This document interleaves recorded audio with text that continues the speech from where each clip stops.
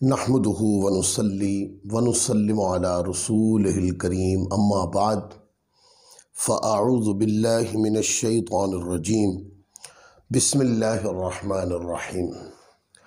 अल्लाह रब्बुल इज़्ज़त का शुक्र है जिसकी तौफ़ीक ने हमें अपने सिलसिलावार दरसे अल अदबुल मुफ़रद के साथ फिर हाज़िर होने की तौफ़ीक दी।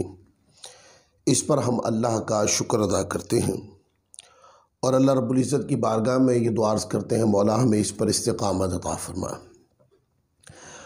पिछला दर्स हमने बाब नंबर 103 और हदीस नंबर 201 पर इख्तिताम कर दिया था। एंड में जिस बात पर हमने इख्तिताम किया था वो ये था कि खादिमों, नौकरों, मातहतों के साथ हुस्न सलूक की बात भी की थी। जो ख़ुद पहने वो उनको भी पहनाए, उनके ऊपर उनकी ताकत से ज़्यादा उनसे काम न लें, अगर लेना ज़रूरी हो तो साथ मुआवनत का एहतमाम भी करें। और इसी तरीके से अगर खादिम को आप ख़ुद बिठा के अपने साथ खाना खिलाएं और अगर वो साथ बैठ के खाना नहीं खाना चाहता तो उसके लिए जहाँ वो सहूलत मुयस्सर हो, उसको जहाँ वो पसंद करे उसको वहीं पर खाना दे दिया जाए ताकि अखलाकी कदरें ज़िंदा रहें। तो आज आगे बाब है कि बाबू इदा नसहल अब्दु लिसय्यदिही, फरमाया कि जब ग़ुलाम अपने मालिक की खैरख़्वाही करे, इसका बयान। अब ग़ुलामों को, मातहतों को, कि जब वो अपने आका की फर्मा बरदारी करें, खैरख़्वाही करें, तो ये उसके ऊपर बाब आ गया है। हज़रत अब्दुल्ला बिन उमर रज़ियल्लाहु ताला अन्हु की ये हदीस है। रिवायत करते हैं कि नबी पाक सल्लल्लाहु अलैहि वसल्लम ने इरशाद फरमाया, बेशक जब ग़ुलाम अपने मालिक के साथ भी भलाई करे और अपने रब की इबादत भी करता हो तो उसके लिए 2 अजर हैं, यानी उसके लिए दुगना अजर मिलता है। वो अपने आका की फर्मा बरदारी भी करता है, उसके काम में खलल नहीं अंदाज होता, और वो अपने मालिक की इबादत भी करता है। तब देखें, अपने सेठ की या जिनके यहाँ नौकरी करते हैं उनके काम को, अब ये हम नौकरों को, मातहतों को समझा रहे हैं। इसमें उनको चाहिए कि वो जो काम, जो उमूर उनके सर अंजाम देने के लिए उनको रखा गया है उसमें ज़रा भी बददियानती ना बरते, बल्कि अपने मालिक की आंख बनकर काम करें और काम को सही तरीके से सर अंजाम दें। अगर काम को सही तरीके से सर अंजाम दिया और फर्मा बरदारी की तो इसमें भी अजर है, और काम की आड़ में इबादत तरक न करे अल्लाह की, तो अगर इबादत भी की अपने मालिक की, मिल ऑनर की, जिसने आपको मुलाजिम रखा है, नौकर रखा है, उसकी फर्मा बरदारी भी उसकी की, यानी उसके काम में खलल अंदाजी भी नहीं की, उसके काम में डंडी नहीं मारी, तो उस गुलाम, नौकर और खादिम को दुगना अजर मिलेगा, फर्मा बरदारी करने का भी और अल्लाह की इबादत करने का भी। ये रिवायत सही बुखारी में 2 मुकाम पर है, 2550 पर, 2546 2 मुकाम पर। सही मुस्लिम में 1664 पर, सुनन अबी दाऊद में 5169 पर, और इसके अलावा कई किताबों में ये रिवायत आई। तो इससे ये पता चला कि खादिमों को चाहिए कि वो अपने आकाओं की या अपने सेठ या अपने जिनके यहाँ वो काम करते हैं उनके काम में डंडी ना मारे, उनकी जायज़ उमूर में कामिल फर्मा बरदारी करनी चाहिए। फिर अगली रिवायत है, ये हदीस नंबर 203 है। हज़रत सालेह बयान करते हैं कि एक आदमी ने हज़रत आमिर शाबी रज़ियल्लाहु ताला अन्हु से कहा कि ए अबू अम्र, ये हज़रत इमाम शाबी की कुनियत है, ए अबू अम्र, हम अपने यहाँ आपस में बातें करते थे कि जब आदमी अपनी उम्मे वलद को आज़ाद करके उसके साथ निकाह करता है तो गोया कि वो अपने कुर्बानी के जानवर पर सवारी करता है, यानी बड़ा ही मायूब समझते थे। तो हज़रत अम्मार रज़ियल्लाहु ताला फरमाया कि मुझे हज़रत अबू बरदा रज़ियल्लाहु ताला अन्हु ने हदीस बयान की अपने वालिद से कि उन्होंने कहा कि रसूलुल्लाह सल्लल्लाहु अलैहि वसल्लम ने उनसे फरमाया, 3 आदमी वो हैं जिनके लिए दुगना अजर है। एक वो आदमी जो अहले किताब में से हो और अपने नबी मुकर्रम पर ईमान लाए और मुझ पर यानी हज़रत मोहम्मद मुस्तफ़ा सल्लल्लाहु अलैहि वसल्लम पर ईमान लाए तो उसके लिए दोहरा अजर है। यानी कि ये उन लोगों के लिए था कि जो पहले गैर मुस्लिम थे और आका अलैहिस्सलाम की दावत आ गई, तो उनको दोनों मौके मुयस्सर आए कि उन्होंने पहले नबी अलैहिस्सलाम का, जैसे ईसाई है वो पहले हज़रत ईसा अलैहिस्सलाम का करीमा पढ़ते थे और फिर आका अलैहिस्सलाम का दीन तशरीफ़ ले आया, तो उन्होंने फिर हुजूर की तस्दीक करके भी आका अलैहिस्सलाम का कलीमा पढ़ लिया। तो यूँ दो अजर मिले उनको कि दीन ईसवी पर भी वो कामिल और सही अमल करते थे, यानी मुशरिकाना तसव्वुर नहीं रखते थे, कामिल और सही अमल करते थे। और जब हुजूर की दावत आई तो ये भी कलमा हक कबूल कर लिया, तो दुगना अजर उनको मिला। और दूसरा ये कि वो गुलाम के जो अल्लाह ताला का भी हक यानी उसकी इबादत करता हो और अपने मालिकों का हक यानी उनकी खिदमत और उनके काम काज वगैरह अदा करता हो, तो उसके लिए दोहरा अजर है, फर्मा बरदारी का भी और इबादत का भी। और फिर इसी तरह और तीसरा वो शख्स जिसके पास उसकी लौंडी हो और वो उसके साथ सोहबत करता हो, सो उसने उसको बेहतरीन अदब सिखाया, उसे अच्छे तरीके से इल्म से आरास्ता किया और फिर उसको आज़ाद करके उसके साथ निकाह कर लिया, तो उसके लिए भी दोहरा अजर है। हज़रत आमिर शाबी ने कहा कि लो हमने तुम लोगों को ये हदीस का इल्म या दीन का इल्म बगैर किसी शय के इवज़ दे दिया, जबकि इससे कम के लिए यानी दीन के किसी छोटे से मसले या एक छोटी सी हदीस के लिए या सुनने के लिए मदीना मुनव्वरा का सफ़र करना पड़ता था। अब दो बातें देखें गौर से। एक ये कि उन्होंने बताया कि तीसरा वो शख्स कि उसकी एक गुलाम लौंडी थी, तो बाद में उसने उस गुलाम को एक तो आज़ाद कर दिया और बाद में उसके साथ निकाह कर लिया। यह भी दोहरा अजर है कि जब वो गुलाम थी तो तब भी वो एहसान करता था और फिर आज़ाद करना ये भी एक नेकी है और बाद में उसके साथ निकाह कर लेना ये भी एहसान है। तो साथ फिर हज़रत इमाम अबू आमिर शाबी रहमतुल्लाह अलैह फरमाने लगे कि ये हदीस है जो आका अलैहिस्सलाम का दीन और दीन का इल्म है जो हमने तुम्हें दे दिया किसी भारी तकलीफ के बगैर, वगरना एक एक हदीस का इल्म इकट्ठा करने के लिए फरमाया कि मदीना मुनव्वरा तक का सफ़र करना पड़ता था। तो इससे हमें ये पता चला कि इल्म दीन के लिए सफ़र करना हमारे अकाबिरीन की रविश और तरीका था।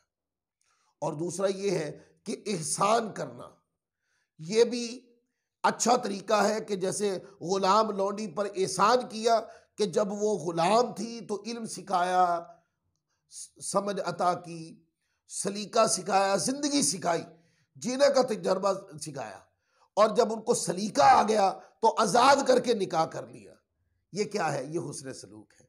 और इसके अलावा हदीस पाक के पूरे मजमून के ऊपर गौर करें तो इसमें क्या है, चूँकि तीसरी शिक के अंदर हमारे मौजू की मुनासबत थी कि ग़ुलाम के साथ भी हुस्न सलूक करना है और ग़ुलामों को ये तरगीब दी गई कि वो अपने आकाओं के साथ हुस्न सलूक ये करें कि उनके दिए हुए जो काम है उसको जिम्मेदारी से अदा करें।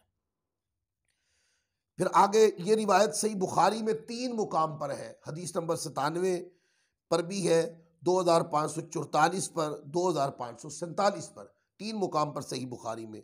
सही मुस्लिम में 154 पर यह हदीस मौजूद है। सुनन अबी दाऊद के अंदर 2053 पर यह हदीस मौजूद है।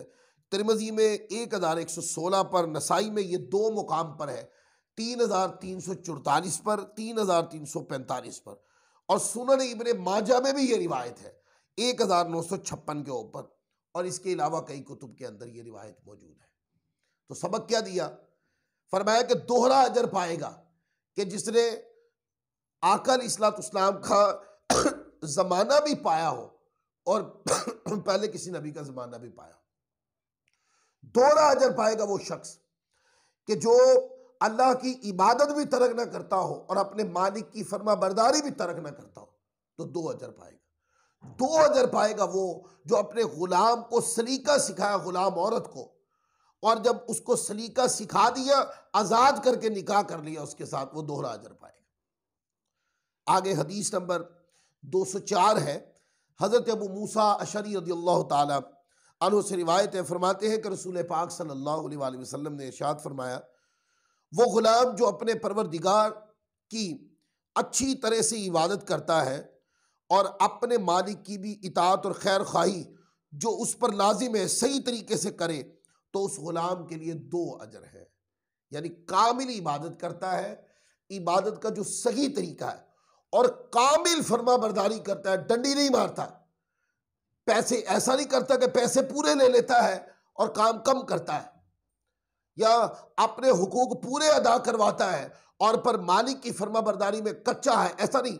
अल्लाह की इबादत में भी कामिल है, मालिक की फर्मा बरदारी में भी कामिल है, फरमाया उसको 2 अजर मिलता है। फिर इसी तरह हदीस नंबर 205 है, हज़रत अबू बरदा बिन अब्दुल्ला बिन अबू बरदा बयान करते हैं कि मैंने हज़रत अबू बरदा रदी अल्लाह ताला अबू बुरदा रदी अल्लाह ताला अन्हो को अपने वालिद से हदीस बयान करते हुए सुना। उन्होंने कहा कि रसूलुल्लाह सल्लल्लाहु अलैहि वसल्लम ने इरशाद फरमाया, उस गुलाम के लिए 2 अजर हैं जो अल्लाह ताला का हक उसकी इबादत में, या फरमाया उसके हुस्ने इबादत में अदा करता हो, और अपने उस मालिक का भी हक अदा करे जिसकी वो मिल्कियत में है, तो 2 अजर पाएगा।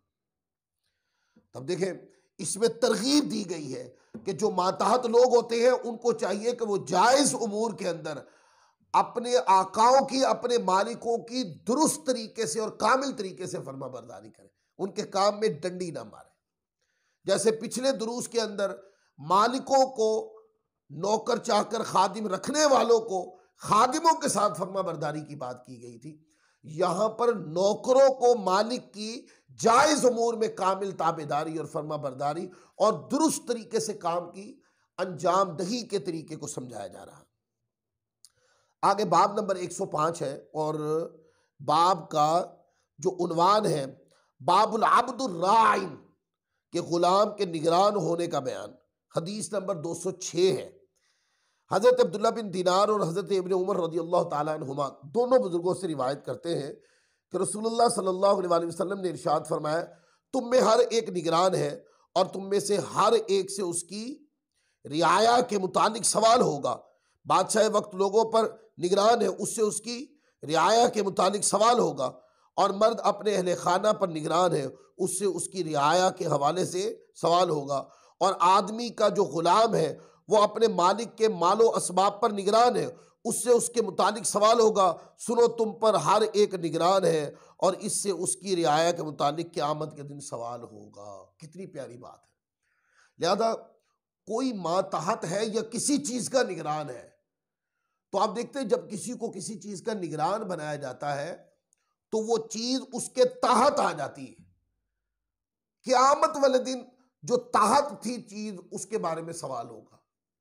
बादशाह है, वो मालिक है पूरे मुल्क का, उससे उसकी रियाया के हवाले से सवाल होगा कि रियाया के साथ क्या किया, हुस्न सलूक से पेश आए, जुल्म किया, तकलीफ दी, अदल नहीं किया, इंसाफ नहीं किया, ये पूछा जाएगा। और अगर कामिल तरीके से अदल नाफिज न किया और रियाया की निगहदाश्त न की, तो क़यामत वाले दिन सवाल होगा, और गलती पकड़े जाने पर, जुल्म साबित होने पर अल्लाह की बारगाह से सज़ा भी होगी। फिर इसी तरह शौहर है तो बीवी बच्चे हैं, वो रियाया भी है, मातहत भी हैं, नौकर चाकर रखे हैं तो इसी तरीके से वो मातहत है।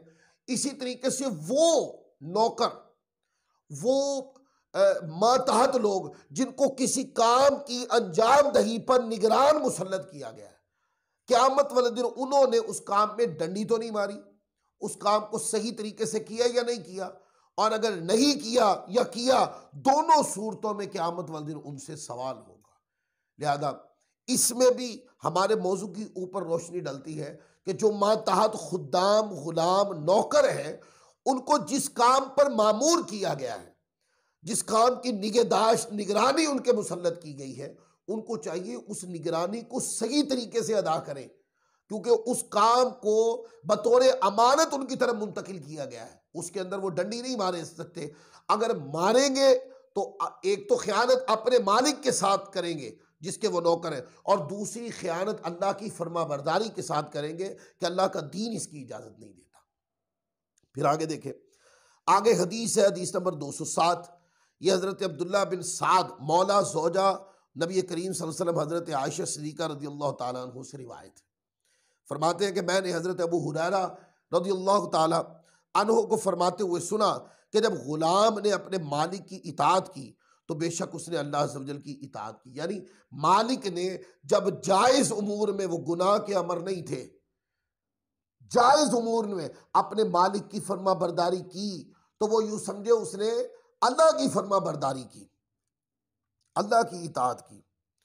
सो जब उसने अपने मालिक की नाफरमानी की तो समझे वो बेशक उसने अपने अल्लाह अज़्ज़ व जल की नाफरमानी की, क्योंकि जब मालिक की नाफरमानी की तो खयानत की, तो खयानत जो है वो अल्लाह की नाफरमानी के जुमरे में आ जाती है बात।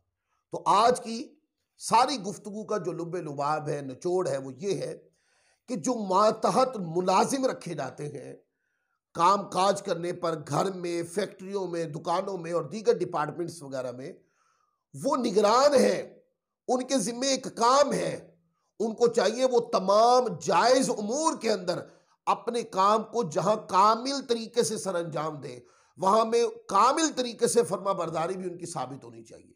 और अगर किसी चीज़ पर काम मामूर किए गए हैं, कोई मुंशी है या इसके अलावा दीगर ओहदे वगैरह होते हैं जिससे काम को चेक किया जाता है, बंदे को निगरान बनाया जाता है, तो अगर उसमें कोई दो नंबरी करे और अपने मालिक के दिए तरीके के मुताबिक काम न करे, नीचे दो नंबरी करके माल कमा ले, ऊपर मालिक को कुछ बता दे, इस तरह दो नंबरी खयानत करता हो कोई बंदा, नौकर हो किसी का, खादिम हो, तो क़यामत वाले दिन उससे सवाल होगा। ये चीज़ खयानत के ज़ुमरे में आती है, मातहत नौकरों खादिमों के ऊपर ये काम जायज़ नहीं है। तो आज का ये दर्स अल अदबुल मुफ़रद इसी मुकाम पर हदीस नंबर 207 के ऊपर हम ख़त्म करते हैं। इंशाअल्लाह अगले दर्स के साथ फिर हाजिर होंगे। अल्लाह ताला अज़्ज़ व जल आप सब पर अपनी रहमत की नज़र फरमाए। वमा अलैना इल्लल बलागुल मुबीन।